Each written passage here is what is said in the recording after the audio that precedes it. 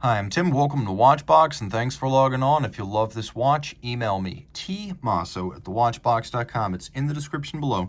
Your purchase and pricing email question line for buying this or any watch you see on any Watchbox platform. Please reach out to me directly. Email tmosso@thewatchbox.com for pricing.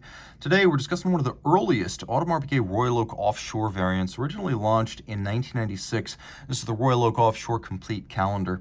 In stainless steel, it's 38 millimeters in diameter, 12.6 millimeters thick, and 48.6 millimeters from lug tip to lug tip, making it one of the most compact offshores ever designed for men. And this is a man's watch.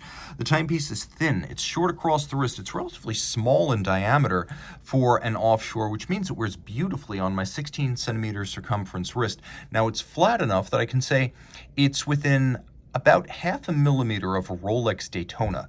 And because it uses the old style Royal Oak offshore lugs, the case's lug-to-lug dimension really is the total distance across the wrist. Those little two intermediate links, the plots, are not present on this original conventional interface. So this timepiece wears easily. I could recommend it for a wrist as small as 13.5 centimeters circumference, and I rarely say that about a men's Royal Oak offshore model. And while it does have a sheer side, it looks thicker than it really is, so it will fit underneath a dress cuff.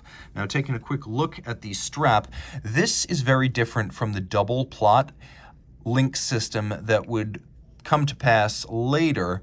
This is how the original offshores were made, with a gap between the lugs and then screws and bars fixing the strap to the case, which is why originally on the Royal Oak Offshore you had those designed for straps and you had those designed for bracelets. And because the lug junction system was different for the bracelet, they were not interchangeable. So this is a sign of how things were back in the 90s. The strap is a nice piece. It's a dark blue to match the dial. You can see it's thickly bolstered.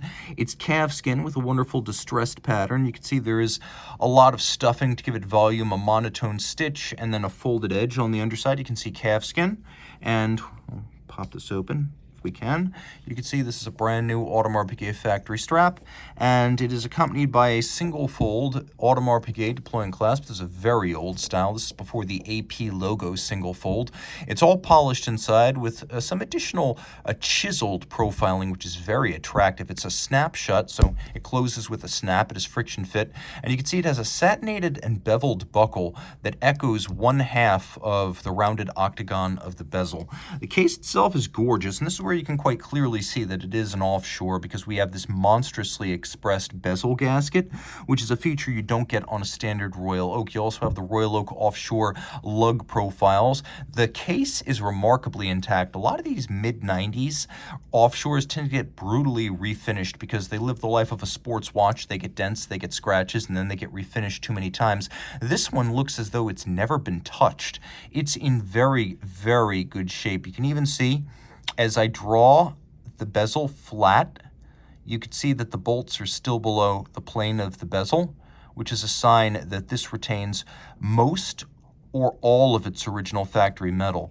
The satination is crisp, but so is the polishing, and the break between them is distinct in all cases.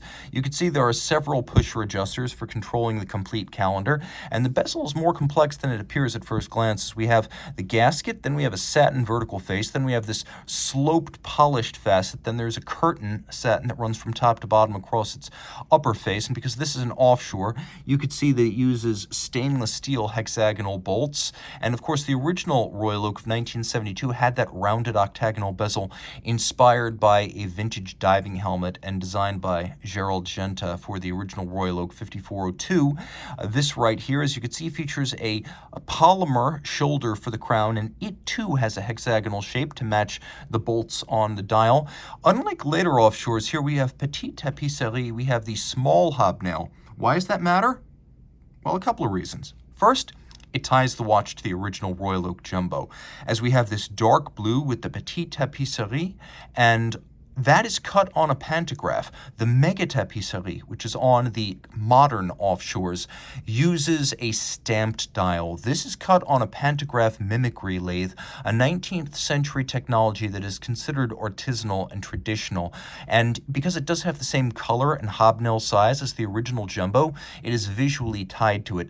We have a triple calendar, courtesy of a complication module on top of a JLC base. Remember, when this watch was made, Audemars Piguet owned 40% of Jaeger-LeCoultre, and via Jaeger-LeCoultre and LeCoultre that preceded it, Audemars Piguet had over a century's experience working with that company out of Le Sentier to provide movements for AP watches. So that was not a marriage of convenience. That was a deeply steeped historical tradition. AP and JLC were long joined at the hip.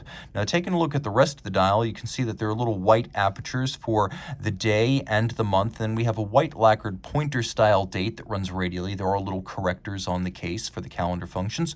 White gold baton hands and what are known as blob style indices. Let's do a quick loom shot here.